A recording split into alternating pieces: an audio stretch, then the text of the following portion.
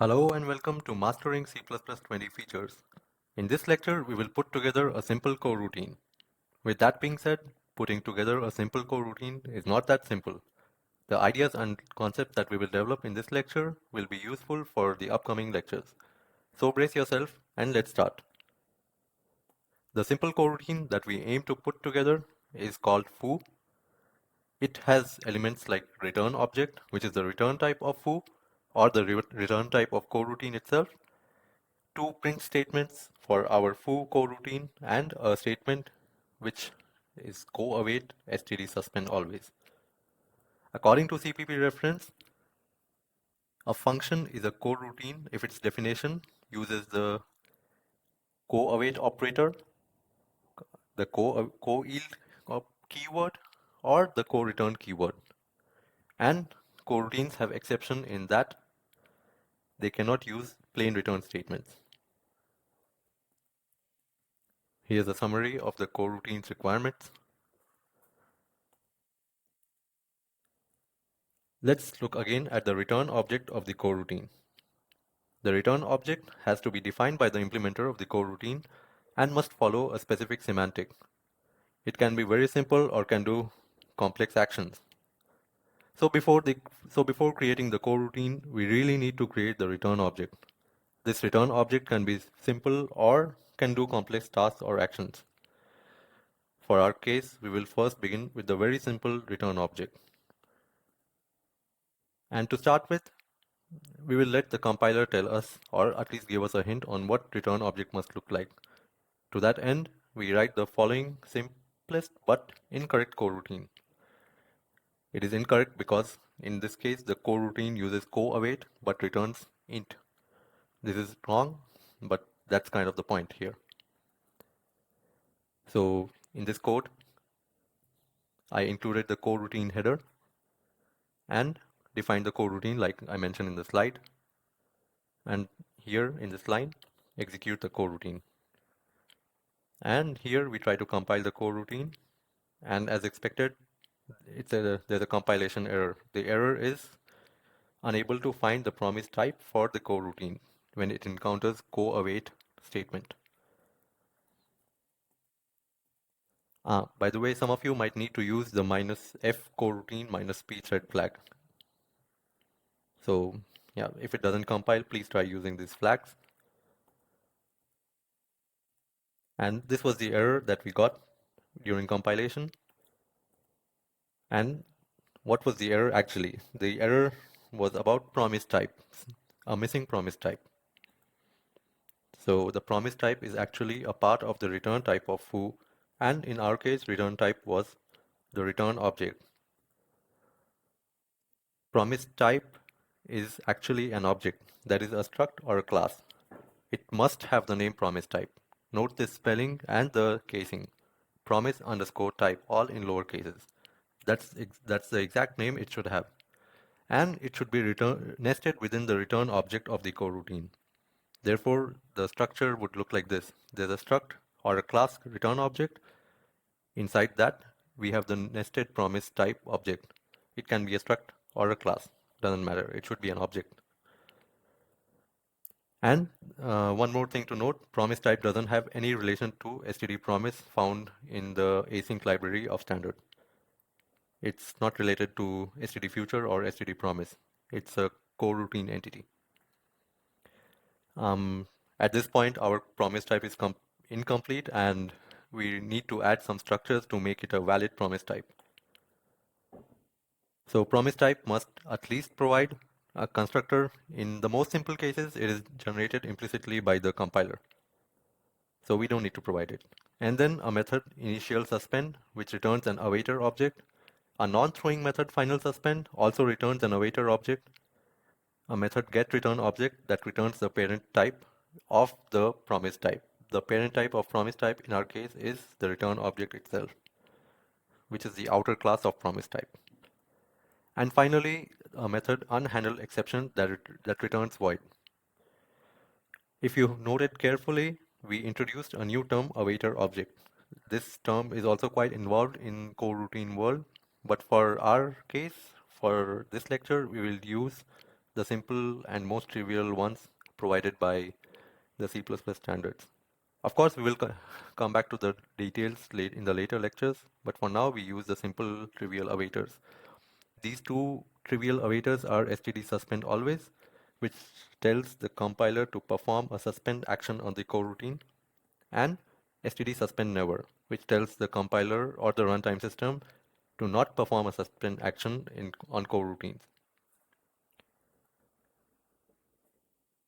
The return object and promise type for our minimal example looks like this. Wow, so many things introduced already, but we will take a look at this one by one, step by step. So the first function in the promise type is getReturnObject, which returns a default constructed return object that is the parent type. Note that this is the first method that gets executed when the coroutine is executed or the coroutine is called.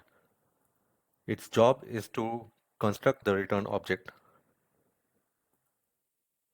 The return object must be the same name as the outer scope object of promise type. And here the two curly braces indicate that it is calling the default constructor. In our case, the default constructor of return object is not provided because it's implicitly instantiated. Also, promise type must have to have some constructor. In our case also there's a default constructor. Here I commented out just to show you that default constructor is being used, but I'm letting the compiler generate the default constructor.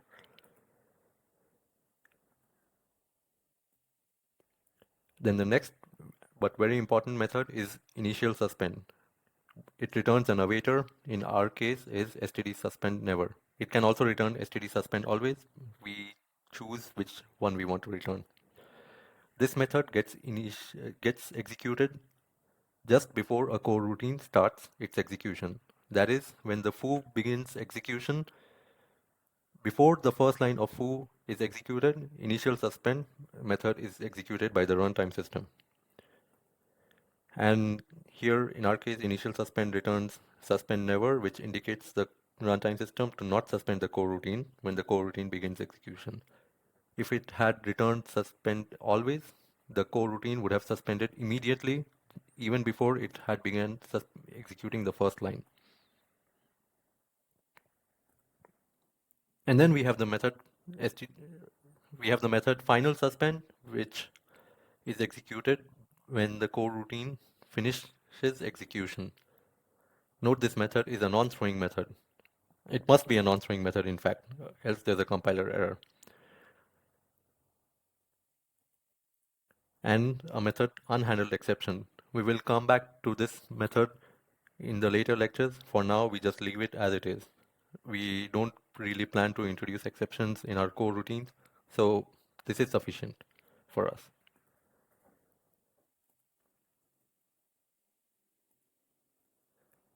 Finally, we are ready to use the return object in the coroutine foo and execute foo in the main, just like this.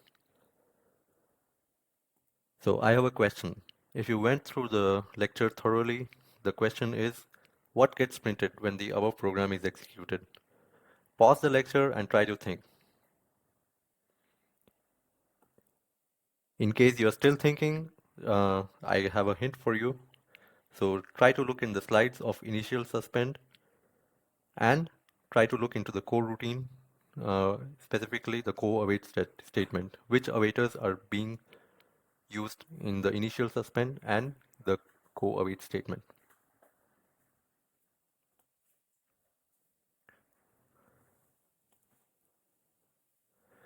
Okay, let's look at the next code.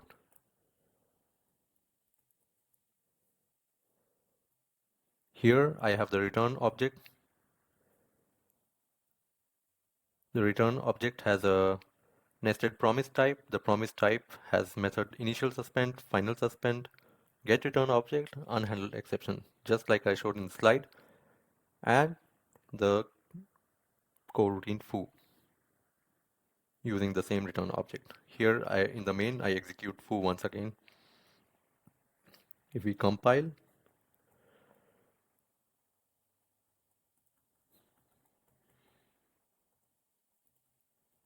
Oops, it's taking a bit of time to compile. Beg your pardon.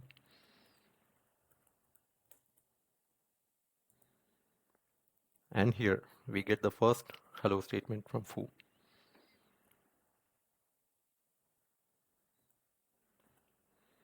So the initial suspend doesn't suspend the coroutine. We already saw the first std out statement from the foo. It is because we had from in the initial suspend, the return of the initial suspend was std suspend never, which instructed the runtime system to not suspend the coroutine.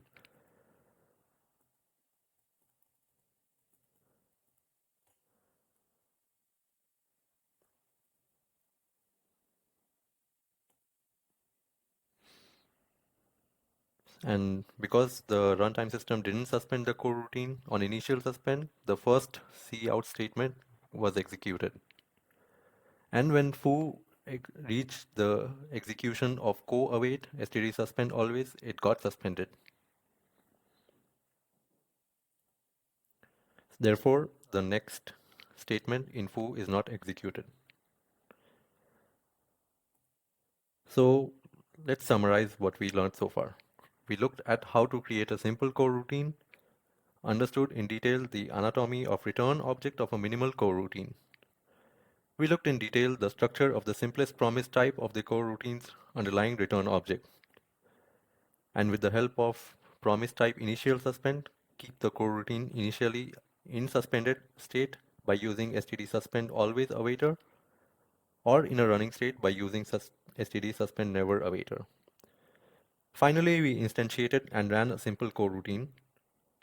In the next lecture, we will understand how to resume the coroutine from the suspended/paused state and continue to build upon the existing coroutine structure incrementally.